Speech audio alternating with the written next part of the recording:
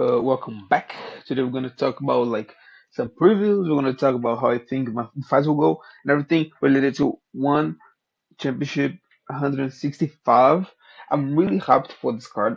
It's like that was the event, that was the fight that I was expecting the most for the month. And honestly, one of the ones I was expecting most for the year. I'm a huge Takeru fan. I'm also a pretty Hot Tank fan, which was the original one. But like honestly, thinking about, I think the Super Superlek fight is even more interesting in my opinion. Of course, I think like winning or losing, Takeru Roting is next for Takeru. So let's talk about. We have a lot of different fights. We have fights in submission grappling, have fights in MMA, in special rules in kickboxing, and uh, I don't think we had Muay Thai, or perhaps one fight in Muay Thai. All right, let's start it. The first fight on the card is Minoa versus Balart. Uh, I was not very familiarized with them, but it's MMA strawweight, 125-pound division. Minoa is good with guys that are taller than him, but he usually have harder times with guys that are shorter than him. And Balart is basically the definition of the most short and stocky guy in the whole combat sport world at the moment. I think like no one is as short and stocky as him. That's his build. A really low center of gravity. Really hard fight for Minoa. Uh, and like Balart is kind of a little bit old for the division, and Minoa is young. That's why, like, at first thought that Nova would win because of the height and age gap. But I think honestly, Noah is kind of inexperienced, and Ballard's physicality and the momentum that he having will give him the edge because he's coming from a 3-5 win streak. It's a big deal. So for the next fight is Bokang versus K2, another MMA strawweight, 125 pounds. And these guys they have the best nicknames in all combat sports. The best nickname fight right now, which is the Little Giant versus the Pocket Monk. And both of them are not too experienced. Kato have 8 fights, Bokang has 10. Kato's undefeated, and I think this kind of gave him a special mental edge. But I don't think it's too much. And I think can go both ways. But I think the Pocket Monkey have a better submission game. I think it's gonna prove it hard for Bokang. I would say probably around 3, round 2 perhaps, submission for Kato. Third fight, we are talking about a heavyweight kickboxing match. Opachich versus Azispur, I think. Um, it's 100% gonna finish. It's not gonna go the distance, and I would say probably around 2 KO. I think Opachich will become great one day because he's really young for the division. No heavyweights usually they're in the middle or late 30s, so he's young for the division. But Azipur is not that old. No, he's not that old. Like he's not late in his 40s or something. So he's still kind of inside his heavyweight prime, I would say. Uh, and he's still pretty good. And since Opachich is not Roman Krilica, I think there will be a round 2 KO by punches from my boy Azizpur. Fourth fight we're gonna talk about is another flyweight. No, no, yeah, there's another flyweight MMA match. The ones before were strawweight, right? It's Danny Kingad versus Yuya Wakamatsu, 135-pound division. It's the lead card closer between a Filipino Wushu champ and a Japanese striker. The height difference are great. The age is the same. Both of them have good physical conditions. I believe the result depends on the length of the fight, because Yuya fought another Wushu fighter just some months ago, so he's kind of prepared for this. And I think if it goes distance, I can see perhaps the King winning. If it's not, I see Little Piranha. I would say probably around 3 or 2 KO for the Japanese. Now we're gonna start the main card. We have Itsuki Hirata versus Ayaka Miura in a atomweight MMA fight. Okay, atomweight is 105 pounds. Two Japanese ladies, but I believe Miura is kind of out of her prime. Hirata have a good grappling. If she can use to nullify Miura, I can see her getting job done by KO or decision. Uh, okay, another MMA match, featherweight between Tonon, Gary Tonon, I think, versus Martin Ngunha. Uh, this one is another one that's guaranteed to end in a finish, 100%. Because and I think if it's a KO, we'll go to Ngunha. If it's a sub, you go for the Lion Killer. Uh, and that's what I think will happen, you know. Tana has almost 20 years of experience in martial arts. His jiu-jitsu is really high level, good physicality, technical. 6 out of 9 wins and one is submission. Ganyu is hard hitter, out of 12 wins by KO or TKO. But I think the striking skills have difference, but I think the grappling skill gap is much bigger.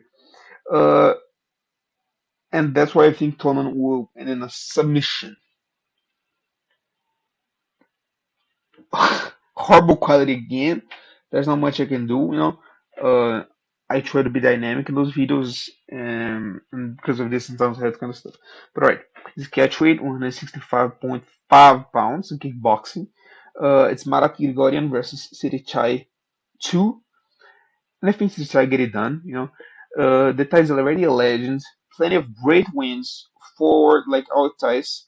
Grigorian is a great fighter. Don't get me wrong, you know, but Sitthichai is an absolute legend, former pound for pound king, as well as fighter of the year, more experienced, amazing pressure, guaranteed to be a banger, guaranteed to be a banger. It may have the same result as the previous fight, but I believe it will go to the Killer Kid. Close decision, maybe even a split one, 29 to 28 for Sitthichai. This one is kind of mind-boggling for me, just the idea of it, because the special rule set, catch weight 187.25 pounds, between my boy Yoshihiro Akiyama versus Nieky Holzken. Uh,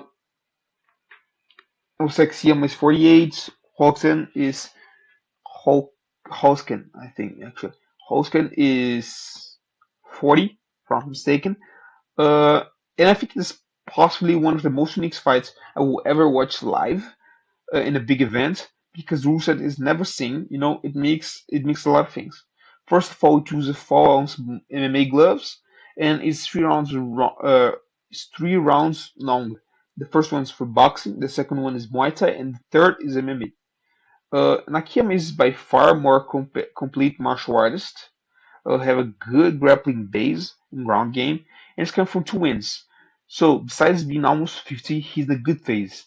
If this was MMA, I would say that Sexyama have a bigger chance. But a big question is related to the first 2 rounds. For those who don't know, Holken is a multiple time world champion, competing in kickboxing and boxing. Boxing showed amazing skills, even being a glory champion with 3 defenses. In boxing, he was able to win and defended the Benelux title. He even challenged for the world title and went as far as getting decision against the at the time world champion now, and possibly future Hall of Famer Colin Smith. So he have a world class boxing, even though he retired from it a couple years ago. And I believe that the first round will be crucial. And if it goes to distance, I see a decision to the Dutch, but there's a big chance that the Nippo Korean uh, finish in the third with, for example, I could say submission or like ground and pound finish. But I would say that my official prediction is Nieky, bringing a lot of damage in the first round, outboxing out everything, you know, because he's world level, you know, uh, and finishing it in a second. I could see in punches like hooks, or perhaps finishing itself with kicks. Which is sad because I love Sexyama, you know. Who don't? There's a question. Going to the third fight. The next fight is the co-main event, an MMA 170-pound fight between Shinya Aoki and Sage Northcutt. And bro, Sage is going to destroy the poor Aoki, in my opinion. Uh, like Aoki's a legend, no question about it. But Sage had everything in his favor. He's taller, more athletic, he's stronger, he's younger. Uh, no, Aoki has a great, amazing, legendary grappling in his side. But Sage is good. He's good in grappling as well. He's not a bum on the ground. Uh, like he's even coming from a comeback victory in 30 seconds. Meanwhile, the Shinya is coming from four straight losses. Like as well as like Sage have a great grappling, but and of course Shinya is better. But I think that the gap between Shinya is grappling and Sage grappling and like the striking of Sage and the and striking of my boy Japanese Nate is bigger. I think that like Sage is better at striking compared to Shinya than Shinya is better at grappling compared to Northcutt. So I would say that Sage's 80s martial art move style will be too much for the Japanese Nate and I can say Brown sub from the bottom from Aoki. Uh, and I can easily see a Sage here as well. And I would probably say that if it goes distance, it will be for Sage, but it will probably be a third third round or late second round TKO for Sage. Even though I can see a bottom submission like a triangle or something unexpected, unorthodox from Aoki. And for our main event, no, I have one fight before. Okay, we have submission grappling 170 pounds, Kedario versus Tom Laganaga. I ain't gonna lie, I don't know anything about submission grappling. Like I mean, I grew up training judo, but I don't remember a lot. Uh, I had a few jiu-jitsu classes, but it's not like I know a lot. But what I hear is that Iwotolo is a generational talent, uh, and I think he will win by decision like the first fight. It's a rematch. Uh, Now it's up to the main event, and now the main event between the champion kickboxing 135-pound division champion Superlek Kiatmoo9, I think. I don't know how to pronounce it exactly. Versus Takeru Segawa for the 135 one championship kickboxing strap. And I think this was going to be a banger. In my opinion, is more at stake than just the belt. First of all, I think it would decide who's the current best 135 kickboxing. If you enter like in websites like Beyond Kick and Combat Press and all this kind of stuff, you'll see that Takeru is considered 135 real champion. Like besides organizations, besides governing bodies, he's considered like the best. And I think that Superlek can possibly get the spot, and I can actually see him taking that spot for how can I say? I can see him taking the spot for striking in general, which is like a really big deal to say because in boxing we have a lot of great 135ers, but I think they have this potential. If Superlek perhaps can next win a Muay Thai belt, or if Takeru can do the same, you know.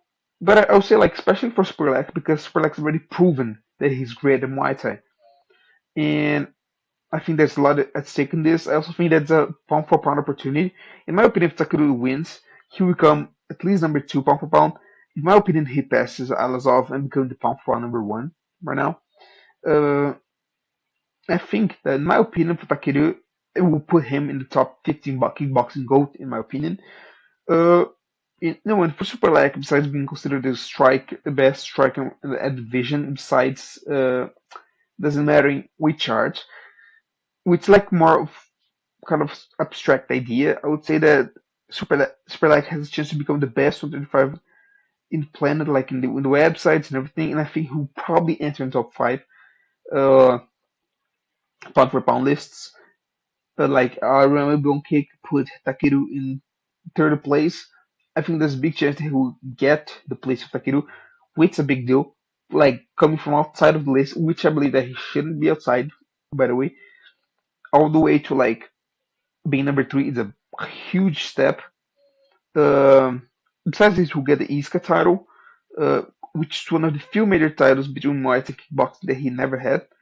And I think the fight will end on a KO. I would say around four for Takeru, because both of them have an aggressive style. But Takeru pressure is unmatched. There's no one in the planet, no, no one.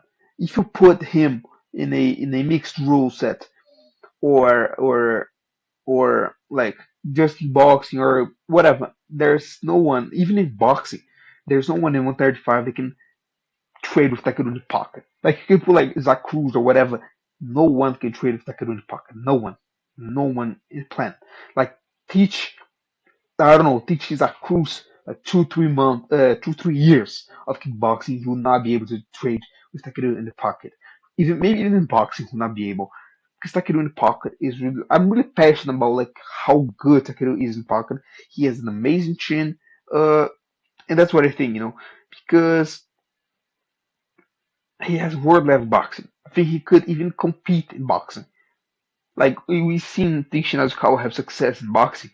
Sakatakeru would be better, in my opinion, even better. Um, and like of course, Superlek has amazing kicks, world level kicks, pound for pound conversation kicks. Superlek is amazing at it. But I think that the gap between Superlek's kicks and Takeru's kicks is smaller than the gap between Takeru's punches and Superlek's punches. Uh, One of the best in the world, Superlek's not. And I think this will probably be kept on a close distance, which is a style that Tai loves, but Takeru loves more. And I think Superlek will not be able to maintain distance, or even if I don't think he even wants that much distance, which is another advantage of Takeru. So I would say around 3 or 4, perhaps 5, most probably TKO for Takeru, and will probably be a fight of the year. Like almost 100% will be a fight of the year. At least like top three. I just can't see this ending fast enough to not be considered, or being like calm and precious enough to not be considered. So it will be amazing. And January, that's a really good card, really interesting fights, and I believe this card will be amazing. A lot of great fights, a lot of good matchups. Some of them are really favored for 1Ks, some of them are not. But I think in general will be a great card. I'm really excited. There's just a couple of days. I just can't believe it. I was like surprised when I heard Takeru was getting one, and I like Takeru is probably my favorite, or like one of my favorite boxers right now in the world. He's great, and it's going to be amazing, and I'm really excited. And that's it. Thank you guys. Subscribe, watch a lot of other stuff. When the event happen, I will talk about like I'll review it, see what I found about it, and do some matchmaking related to it. So stay tuned, subscribe, like the video, share for your friends that enjoy MMA, enjoy kickboxing, even submission grappling. Or it's just interested in that. See you guys soon. May God bless you all.